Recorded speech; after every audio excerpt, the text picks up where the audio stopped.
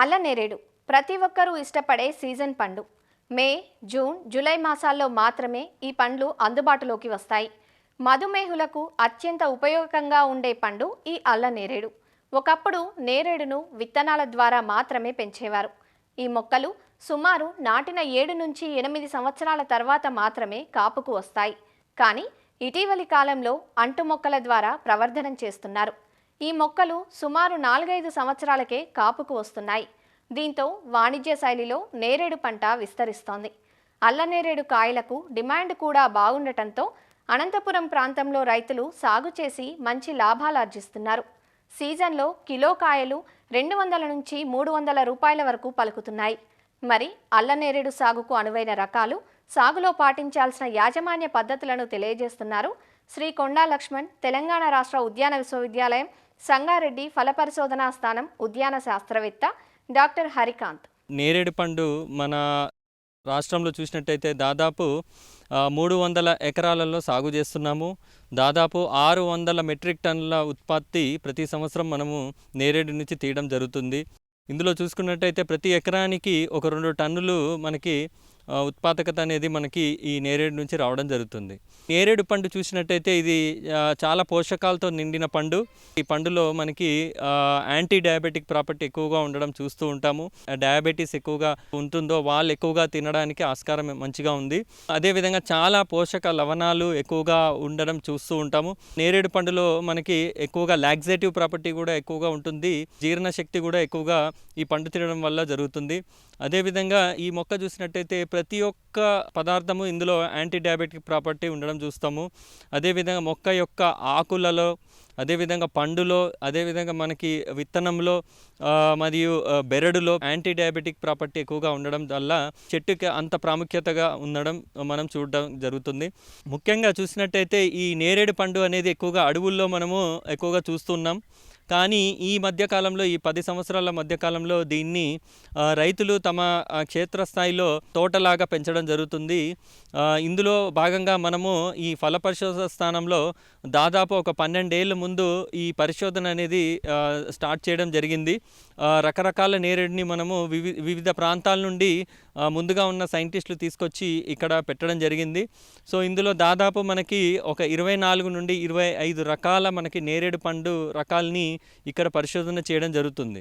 So ఇందులో చూసుకున్నట్టయితే మనకి కమర్షియల్గా జరిగే రకం మనకి కొంకన్ బహడోలి అంటారు.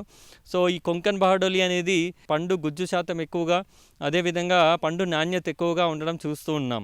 అదే రకాన్ని కాకుండా మన ఫల పరిశోధన స్థానంలో మన పరిశోధనలో దాదాపు ఒక 6 ఏళ్ల నుండి మనము ఈ ఖాతా అనేది తీయడం జరుగుతుంది. ఏదైతే కొంకన్ బహడోలి అని అనుకున్నామో దానికి అధిగమించిన రకాల్ని కూడా మనము కనిపెట్టడం జరిగింది. ఒక 400 నుండి 500 చెట్లు వరకు మన వివిధ రకాలు 24 నుండి 25 రకాలని మనం ఇక్కడ పెంచి దీని యొక్క పరిశోధన చేసి త్వరలో మనము రైతులకు అందుబాటులో ఉంచుతాం. నేరేడు మొక్క అనేది తక్కువ నీటి శాతంతో ఎక్కువగా పెరిగే అవకాశం ఉంది. ఏదైతే నేలలు pH ఎక్కువగా ఉంటుంది, అదేవిధంగా ఉప్పు శాతం ఎక్కువగా, క్షారము ఎక్కువగా ఉంది అన్న నేలల్లో దీన్ని రికమెండ్ చేయడానికి అవకాశం ఎక్కువగా ఉంది. మనకి నీరు లేదు, అదేవిధంగా గ్రౌండ్ వాటర్ తక్కువగా ఉంటుంది అనే నేలల్లో కూడా మనము ఈ నేరేడు మొక్కల్ని మనము పెంచుకోవడానికి అవకాశం ఎక్కువగా ఉంది. ఎందుకంటే ఇది నీరు తక్కువగా తీసుకుంటుంది, ఎప్పుడు కూడా మనకి ఎండిపోయే అనే అవకాశాలు కూడా మనకి కనిపించదు. చాలా తక్కువ పోషకాలు, అదేవిధంగా అతి తక్కువగా మనకి దీంట్లో చీడపీడలు తక్కువగా కనిపించడం మనం గమనించవచ్చు. ఈ నేరేడు పంటని కూడా రైతులు తమ క్షేత్రస్థాయిలో ఒక కమర్షియల్ పద్ధతిలో పాటించినట్టయితే మంచి దిగుబడి కూడా సాధించడానికి అవకాశాలు ఎక్కువగా ఉన్నాయి. ఫల పరిశోధన స్థానంలో మేము పరిశోధన చేస్తున్నాం కాబట్టి ప్రతి చెట్టుకి మేము డ్రిప్ పద్ధతిలో నీరు ఇవ్వడం జరుగుతుంది. అది కూడా ఎండాకాలంలో మాత్రమే మనం ఒక వారానికి ఒక 3 సార్లు మనం డ్రిప్ ద్వారా నీరు ఇవ్వడం జరుగుతుంది. ప్రతి మొక్కకి పాదులు చేసుకొని ప్రతి మొక్కకి 1 కిలో యూరియా మరియు అదేవిధంగా 1 కిలో పొటాష్ మిశ్రమాన్ని కలుపుకొని చెట్టు మొదలు నుండి 1 మీటర్ దూరంలో రింగ్ పద్ధతిలో పాదులు చేసుకుంటూ ఆ పాదుల్లో మనము ఈ ఎరువులని ఇచ్చేసి అధిక దిగుబడి కూడా ఆశించవచ్చు. ఇది అడవి జాతి మొక్క కాబట్టి మనం ఎక్కువగా ఆకు ఎక్కువగా రాల్చుతుంది.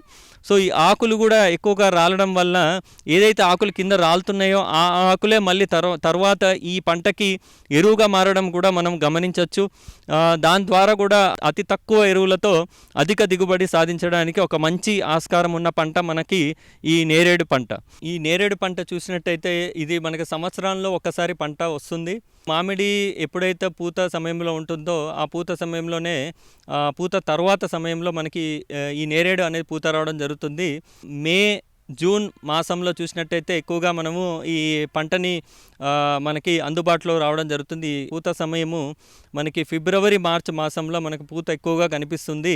ఏప్రిల్ ఆఖరి నుండి మే ఆఖరి వరకు ఈ పంట అనేది ఉంటుంది కాబట్టి దాదాపు ఒక నెల రోజుల్లో మాత్రమే ఈ పంట లభ్యంగా ఉంటుంది. ఈ నెలన్నర రోజుల్లో మనము పంట కోసుకొని మార్కెట్కి వేసినట్టయితే అధిక దిగుబడులను సాధించుకోవడానికి మంచి అవకాశం ఉన్న మరొక వాణిజ్యమైన పంటగా దీన్ని గమనించి రైతులు వేసుకున్నట్టయితే అధిక దిగుబడులు సాధించడానికి మంచి ఆస్కారం ఉన్న మన నేరేడు పంట అని మేము భావిస్తున్నాము. పాత తోటల్లో అదేవిధంగా అడవిలో పెరిగిన చెట్లు చూసినట్టయితే అవన్నీ విత్తనం ద్వారా ప్రవర్తన చేసిన మొక్కలు ఎక్కువగా చూస్తున్నాం. కానీ ఇప్పుడు మనము అంటుకట్టే పద్ధతిని కూడా ఇందులో నేరేడులో చేయడం వల్ల ఈ అంటు పద్ధతి మొక్కల్ని త్వరగా మనము పండును తీసుకోవడానికి అవకాశం ఎక్కువగా ఉంది. అంటు పద్ధతి మొక్కల్ని కూడా వెడ్జ్ గ్రాఫ్టింగ్ పద్ధతిలో మనము ఈ మొక్కల్ని తయారు చేయడం జరిగింది. నేరేడుని కూడా మనము హై డెన్సిటీ పద్ధతిలో 15 ఫీట్ల దూరంలో 15 ఫీట్లు వెడల్పులో మనము ఈ మొక్కల్ని వేసుకోవడం జరిగింది. హై డెన్సిటీ పద్ధతిలో మనము అధిక దిగుబడి అదేవిధంగా మనము మొక్క యొక్క ఎదుగుదలని కూడా మనము తగ్గించవచ్చు. నేరేడు పండులో కోత కోసేది అనేది చాలా అధికమైన కష్టము. సో దీనికోసం అనేది మనము ప్రతి చెట్టుని ఒక 10 ఫీట్ల దూరం మాత్రమే ఎదగనిచ్చి తర్వాత ఏదైతే చెట్టు మధ్యలో నుంచి ఒక సెంట్రల్ లీడర్ అనేది వస్తుందో వాటిని కట్ చేయడం జరిగింది. సెంట్రల్ లీడర్ అనేది మనం తీసేస్తామో తర్వాత మనకి పక్కన కొమ్మలు అనేది ఎక్కువగా రావడం జరుగుతుంది. ఈ పక్క కొమ్మల ద్వారా అధికంగా మనకి పూత రావడం అధికంగా మనము గమనించాము. సో ఆ పూత నుండే మనకి కాత కూడా ఎక్కువగా రావడం మనము గమనించాము. మొక్క వేసిన తర్వాత దాదాపు ఒక 4.5 నుండి 5 ఏళ్లలో మనకి కాత వచ్చే అవకాశం ఎక్కువగా ఉంది. విత్తనం ద్వారా వేసిన మొక్కలు ఉన్నాయో అది దాదాపు 7 నుండి 8 ఏళ్ళు పట్టే అవకాశం ఉంది. హై డెన్సిటీ పద్ధతిలో వేసుకున్నట్టయితే మనకి అధిక దిగుబడి కూడా అవకాశాలు ఎక్కువగా ఉన్నాయి. సో ఇందులో చూసుకున్నట్టయితే 10 నుండి 12 ఏళ్ళ వయసు ఉన్నాయి. సో ఇందులో చూసుకున్నట్టయితే దాదాపు మనకి ప్రతి చెట్టు నుండి ఒక 50-60 కిలోలు తప్పకుండా మనము దిగుబడి తీసుకోవడం జరుగుతుంది. ఇది మార్కెట్లో చూసినట్టయితే ఒక 200 రూపాయలు 250 రూపాయల కిలో కూడా పలకడం జరుగుతుంది. సో దాదాపు మనకు ఒక చెట్టు నుండి దాదాపు ఒక 4 నుండి 5 వేలు ఖచ్చితంగా మనము నికర లాభం అనేది మనము పొందవచ్చు. సన్నటి రకాలు, కొన్ని పొడుగు రకాలు, అదేవిధంగా కొన్ని గుజ్జు ఎక్కువగా ఉండే రకాలు, వీటన్నిటిని మనము పరిశోధన చేయడం జరుగుతుంది. ఇందులో దాదాపు ఒక 4 నుండి 5 రకాలు మనకి కొంకన్ బహడోలి అనే ప్రాముఖ్యత కలిగిన రకానికి పోటీగా మనము ఈ రకాన్ని మనము కనిపెట్టడం జరిగింది. ఇప్పుడు మన ఫలపరిశోధన స్థానంలో దీన్ని ప్రవర్తనం చేసి మొక్కలని రైతులకు అందుబాటులో ఉంచాలనే ఆశయంతోనే వీటిని కూడా మనము రైతులకు అందుబాటులో ఉంచాము.